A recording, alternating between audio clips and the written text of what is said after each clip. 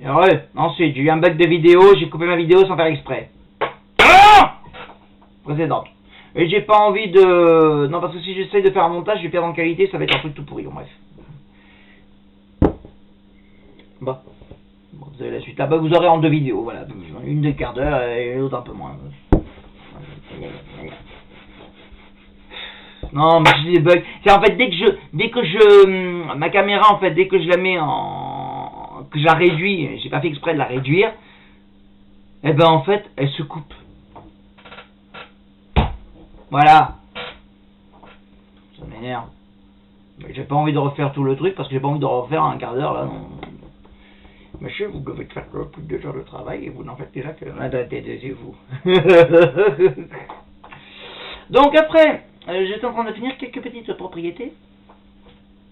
Donc les propriétés un peu élémentaires, ça, les propriétés coordonnées. Donc quand vous avez on avait eu l'occasion de voir ça, mais bon. Donc, 2 vecteurs sont égaux si U égale V, ben si ça veut dire A égale A', B égale B', ça égale ça et ça égale ça. Alors, c'est vrai que c'est un peu ridicule parce que, un exemple, je vous dis U égale, U il a pour coordonner 1, 2, V il a pour coordonner 1, 2, ah bah ils sont égaux, ils ont tous les 2 coordonnées, je vais vous dire c'est ridicule. Mais là en fait où c'est utile, c'est quand en fait vous partez de coordonnées 2 points, ça peut être comme ça, hein, un truc comme ça, bon. Ça va utiliser la propriété 4. Hein. Attendez, d'abord je fais la propriété 2, 3, 4, et après je reviens sur justement l'utilité en fait de la propriété 1. La propriété 2 qui vous dit que la somme de conversion de somme. Non, j'ai pas le temps, qui c'est qui m'appelle? Bon, alors j'en étais où moi? Oui, j'étais en train de dire. Donc oui, j'étais en train de parler de somme de vecteurs. Donc en fait, U plus V, ça vous fait A plus A', B plus B'. Bon, ça c'est facile à utiliser, quoi. Hein. Je prends U, il a pour coordonner 1, 2. Je prends V, il a pour coordonner 3, moins 4, parce que j'aime bien utiliser aussi un négatif. Et bien U plus V, ça va me faire 1 plus 3, 4. 2 moins 4, moins 2. 2 plus moins 4, hein. Moins 2. J'ai le truc comme ça. J'ai aussi l'autre qui dit K fois le vecteur U. Ça va faire K fois A, K fois B. Donc multiplier les 2 coordonnées par K. Maintenant, encore un truc simple à utiliser. D'accord. Du coup, vous pouvez même combiner ça et ça. Hein. Faire le coordonné de 2U plus 3V. Ça fera 2 fois ça, plus 3 fois ça, 2 fois ça, plus 3 fois ça. D'accord. Si je fais 2U plus 3V. Même 2U moins 5V. Hein. 2 fois ça, moins 5 fois ça, 2 fois ça, moins 5 fois ça. Ok. Voilà. Donc, une propriété qui vous dit aussi qu'à partir des coordonnées de points, je retourne sur coordonnées d'état. Alors celle-là, je suis beaucoup dessus et je dis toujours aux gens, il y a une méthode pour ne pas se gourer. Quand on vous donne les coordonnées de A comme ça, A, X, A, Y, A, pardon, et BK pour coordonnées X, B, Y, B, pour avoir les coordonnées de B, si vous faites comme ça, vous laissez comme ça, et vous essayez de vous souvenir la formule par cœur, vous êtes sûr que c'est sûr de vous planter parce que vous êtes déjà sceptique et ne suivez pas mes conseils. Donc, pour être sûr de ne pas se planter, le B, tu le mets là, en dessous de A. Là, comme ça. Moi, toujours, quand je fais mes comptes, quand je fais le corriger, je les mets toujours l'un au-dessus de l'autre. Parce que même moi, si je les mets sur la même ligne, je risque de me planter.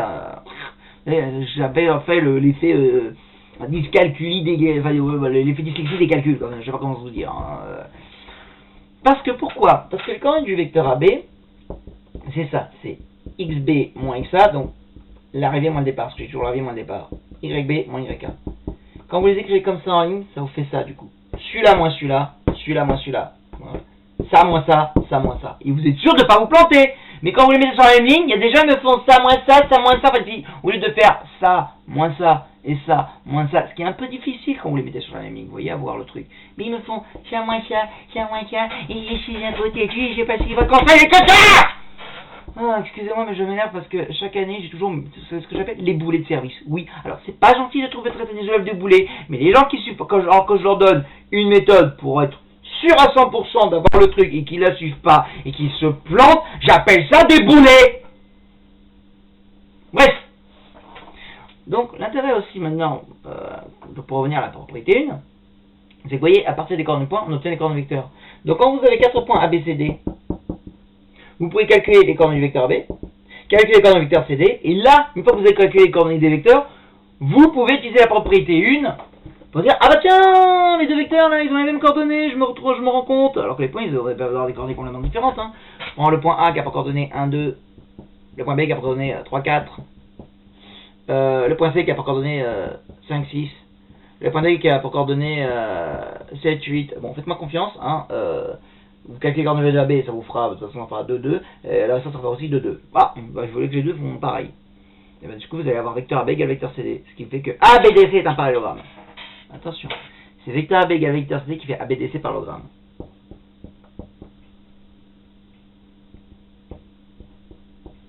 Vecteur AB égale vecteur CD. Le parallélogramme, c'est ABDC. D'accord? Faites gaffe à ça. D'accord? Voilà. Bon. Après, je vous rappelle le critère de collinéarité dans ma feuille.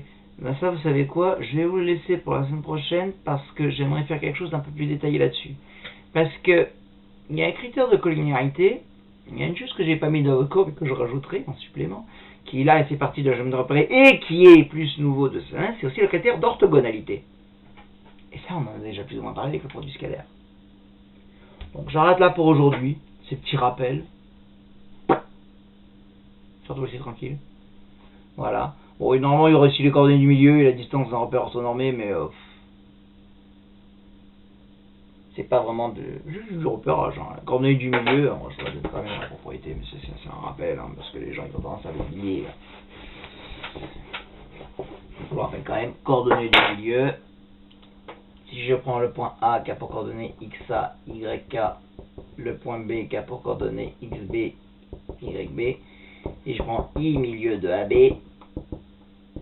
Oui, je sais, celle-là vous l'avez pas sur la feuille de rappel. Ah zut, j'ai un rappel de trucs, flûte. D'accord, je sais, je vais. Non, il y a une autre réunion qui m'attend, etc. Et il faut que j'y aille dans 2 minutes. Bon, voilà, ça me laisse le temps de finir ça. I milieu de AB, bah du coup, le point I, il a pour coordonnées, voilà.